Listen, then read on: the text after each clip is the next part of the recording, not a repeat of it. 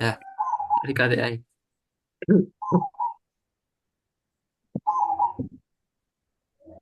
Mana record terus metune nanti guys.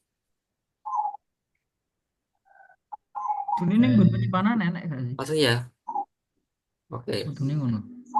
Lah aku belum pernah record pakai Zoom. Merahnya Fit gelap banget. Oh, oh. Nah, itu ada. Webcamnya emang gelap nih. Ruangmu, Bit. Webcamnya. Ya udah. Perkenalannya urut loh, sependur. Heeh, udah tanya. Tak buka aja dulu. Ya, Isan share screen dong. Oh, langsung pakai screen.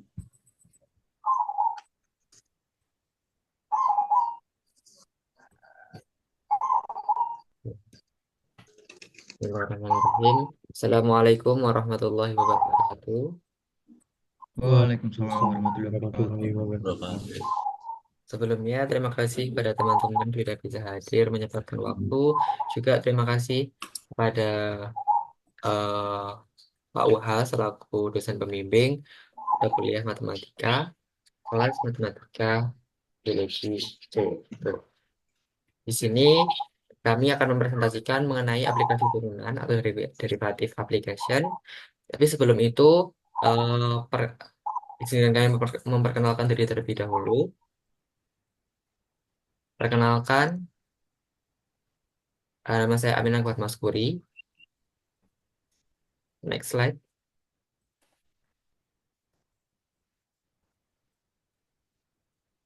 Perkenalkan, nama saya Aminah Kuat Maskuri dengan NIM 24544338 BI 11602. Kenalkan nama saya Muhammad Fajri Wiryatama dengan NIM 245345563 BI 11426. Kenalkan, saya Muhammad Wahyul Ihsan dengan NIM 245362115 BI 11458.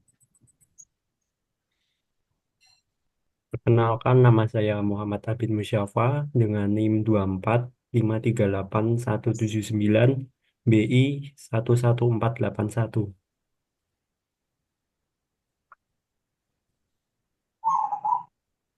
Perkenalkan, nama saya Taufik Hidayat dengan NIM 24544770 BI 11610.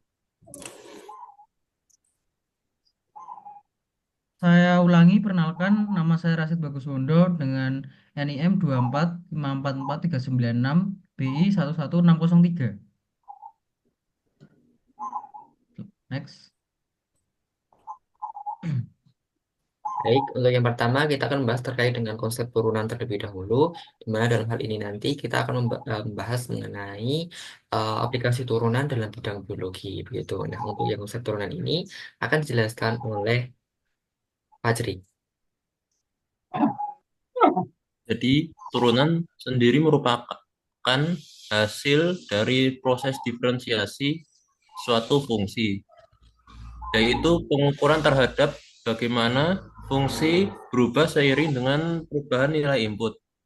Secara umumnya, turunan menunjukkan bagaimana suatu besaran dapat berubah akibat perubahan besaran lainnya, sehingga dapat digunakan untuk menganalisis laju perubahan suatu fenomena atau variabel dalam berbagai disiplin ilmu.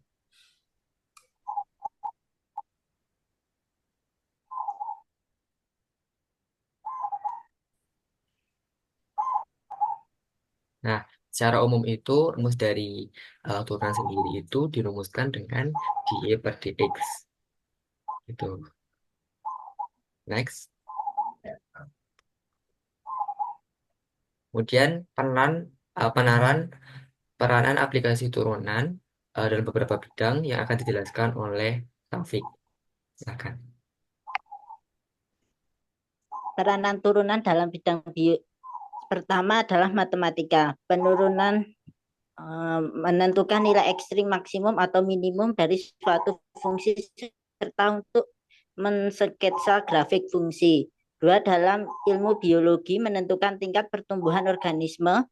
Tiga, dalam ilmu fisika menentukan kecepatan sesaat dan kerapatan kawat. Yang keempat dalam bidang kimia menentukan tingkat disolusi, dan kelima di bidang ekonomi menentukan keuntungan marginal.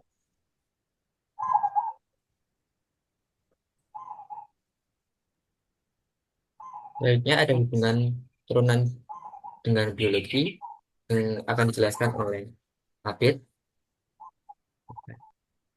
Oke, yang selanjutnya itu hubungan turunan dengan biologi. Nah, apa sih hubungan turunan dengan biologi itu? Jadi turunan ini itu merupakan ilmu yang penting dalam biologi yang digunakan untuk memodelkan dan menganalisis perubahan seperti pertumbuhan populasi, penyebaran penyakit, dan reaksi enzim. Selain itu, turunan juga membantu untuk menghitung laju perubahan, memahami dinamika sistem, dan memprediksi hasil eksperimen, sehingga salah satu metode utama dalam menjelaskan proses biologi.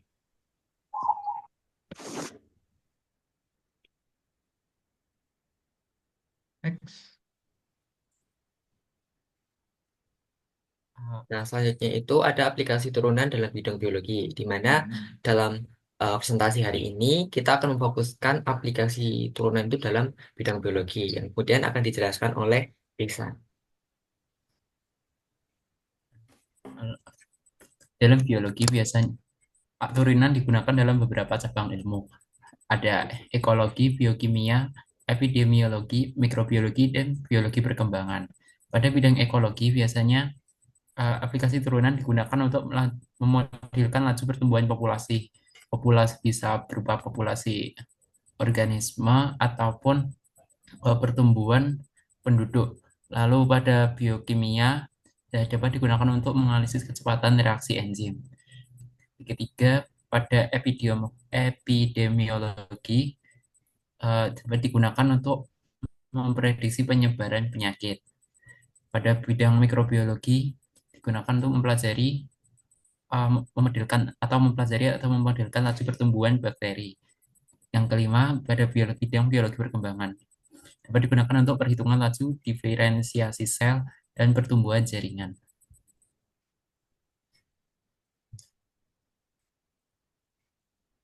Nah, kemudian eh, itu tadi beberapa macam penerapan dalam bidang biologi, di mana turunan ini sangat berguna tentunya bagi bidang biologi.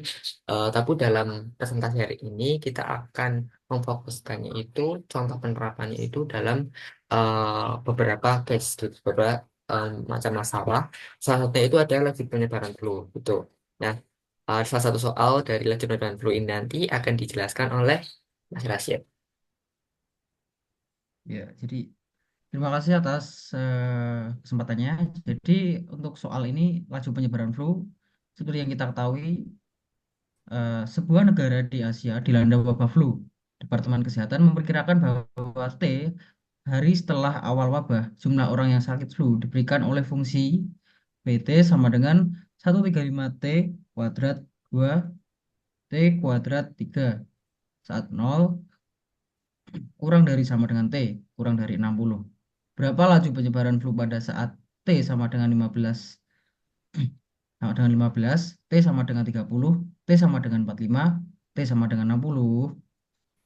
Oke, Ya, sebentar. jadi ya, Ya, jadi untuk presentasi hari ini itu kita akan membahas mengenai beberapa soal-soal yang salah satunya itu mengenai dengan laju penyebaran flu gitu. Nah, laju penyebaran flu ini nanti akan sangat berhubungan tentunya sangat berhubungan dengan bidang biologi gitu, di mana biologi itu akan meneliti, akan meriset gitu seberapa banyak penyakit yang mungkin melanda dari suatu kawasan gitu. Nah, untuk contoh soal yang kita modelkan itu adalah negara di Asia, misalnya negara-negara Asia itu yang dilanda wabah flu, yang kemudian jumlah orang yang sakit flu itu dirumuskan dengan fungsi PT, di mana PT itu sama dengan 135 T kuadrat dikurangi T pangkat 3 ketika T itu kurang dari 60 dan lebih besar daripada 0 gitu. Next.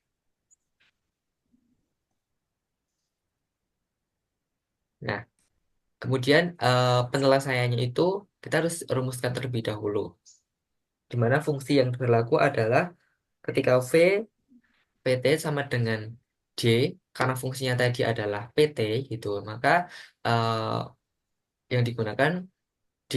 PT atau fungsi dibagi D per DT gitu. Sama dengan P aksen kali T gitu. Nah, terus kemudian kita harus tulis rumusnya terlebih dahulu.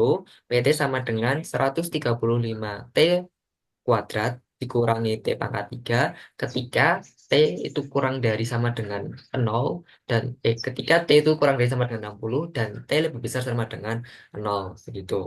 Nah, terus kemudian kita bisa menurunkan menggunakan aturan L'Hopital di mana turunan dari 135 T pangkat 2 dikurangi T pangkat 3 itu adalah di mana nanti 2 itu akan turun atau akan ke bawah menjadi 2 dikali 135 itu hasilnya 270 T karena dia pangkat 2 maka harus dikurangi 1 jadi T dan turunan dari T pangkat 3 itu adalah tiganya akan turun ke bawah menjadi 3 T dan pangkatnya harus dikurangi 1 jadi 3 T pangkat 2 gitu. Nah dari turunan ini dari aturan ini kita bisa mencari nih kayaknya populasi yang terkena penyakit gitu di mana ketika T itu sama dengan 15 maka kita bisa langsung masukkan ketika T sama dengan 15 maka langsung dicari 270 dikali T-nya diganti 15 dikurangi 3 dikali T yaitu 15 pangkat 2 maka akan dihasilkan eh, hasilnya itu 3.375 sama dengan ketika T itu sama dengan 30 gitu. T sama dengan 30 kan hanya 2 kali lipatnya dari T sama dengan 15 yaitu 5.400 dan ketika T sama dengan 45 itu hasilnya 595 5.975 dan ketika T sama dengan 60 hasilnya adalah 5.400 begitu. Nah, jadi secara garis umum itu turunan itu dapat berguna untuk menghitung nih eh, banyaknya populasi atau orang yang terkena suatu penyakit atau terkena suatu eh, apa ya virus dalam suatu kawasan yang dimana dapat dirumuskan dalam model matematis juga nanti penyelesaiannya itu dapat digunakan aturan aplikasi turunan begitu. Next.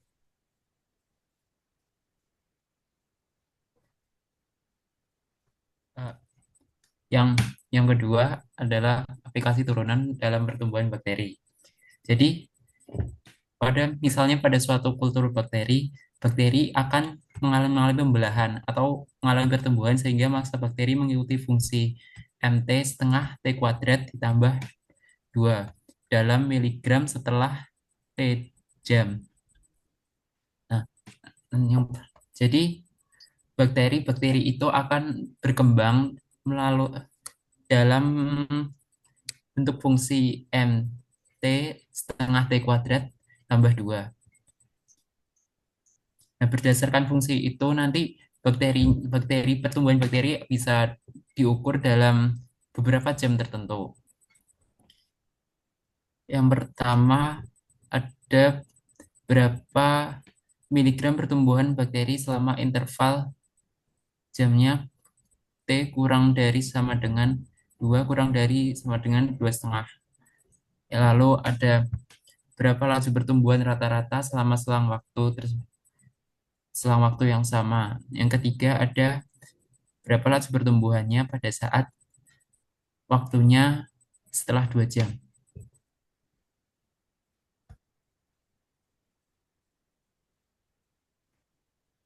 Eh, untuk untuk yang pertama, berapa miligram pertumbuhannya saat interval T-nya kurang 2 T-nya 2 kurang dari sama dengan 2 kurang dari sama dengan 2,5.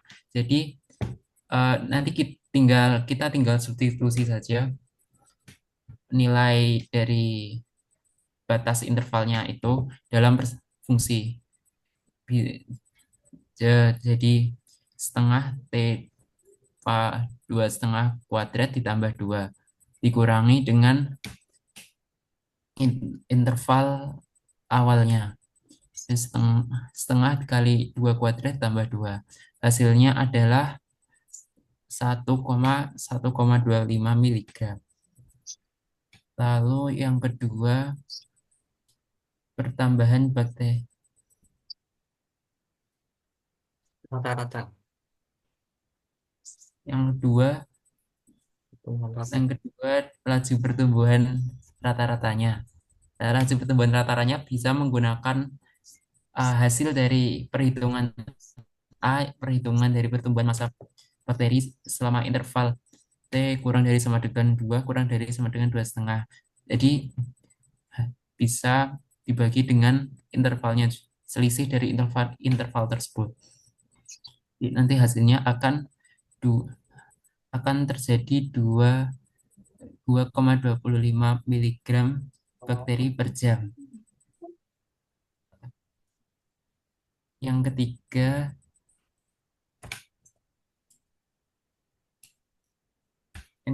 adalah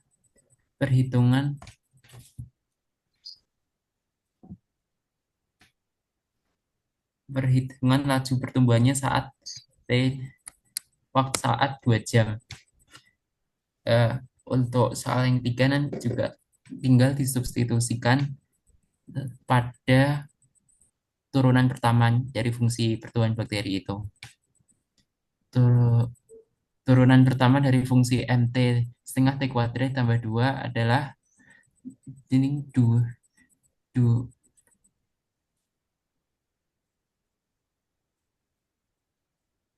4. Sebentar.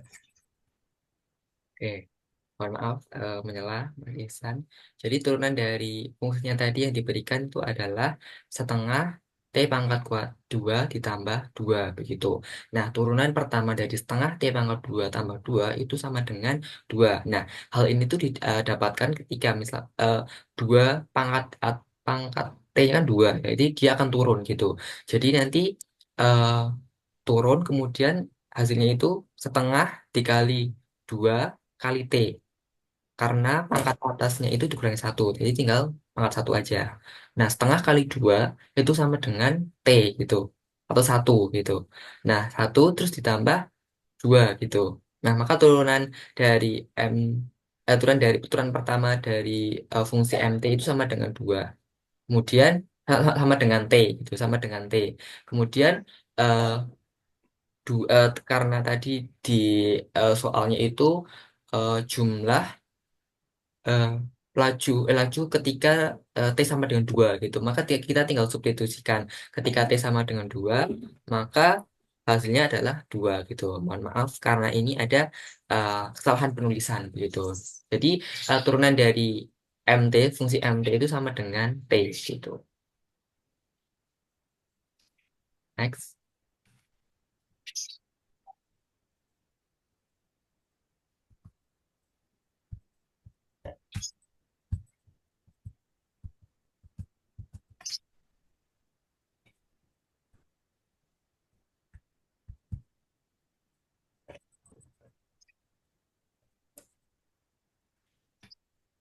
Nah, untuk kesimpulan ini akan disampaikan oleh Fajri. Jadi dapat disimpulkan dari berbagai penelitian biologi, turunan itu sangat berguna untuk membantu menganalisis data eksperimen dan memahami mekanisme di balik berbagai proses biologis. Tuh. Nah, mungkin eh, itu kesimpulan dari penerapan aplikasi turunan dalam bidang biologi, di mana tadi kita sudah sebutkan bahwa ada dua contoh case, contoh masalah, yaitu terkait dengan laju eh, jumlah populasi yang terkena penyakit atau virus dalam suatu kawasan, juga mungkin laju pertumbuhan gitu. Nah, itu sangat berhubungan sekali dengan bidang biologi, di mana laju itu akan berkaitan dengan mikrobiologi dan juga berkaitan dengan proses ekologi. Itu mungkin itu eh, dari kami. Mungkin dari teman-teman apakah ada tambahan?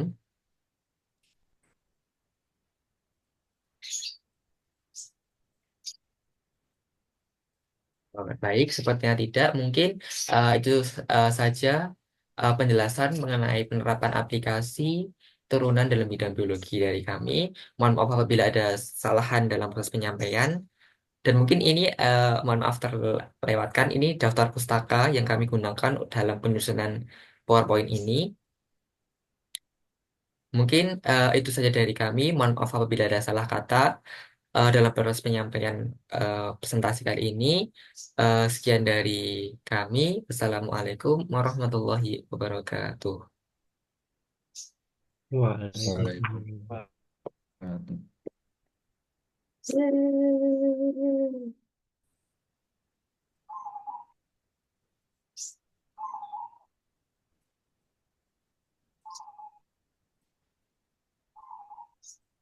Ini kita langsung lanjut PPT selanjutnya. Dipisah sih.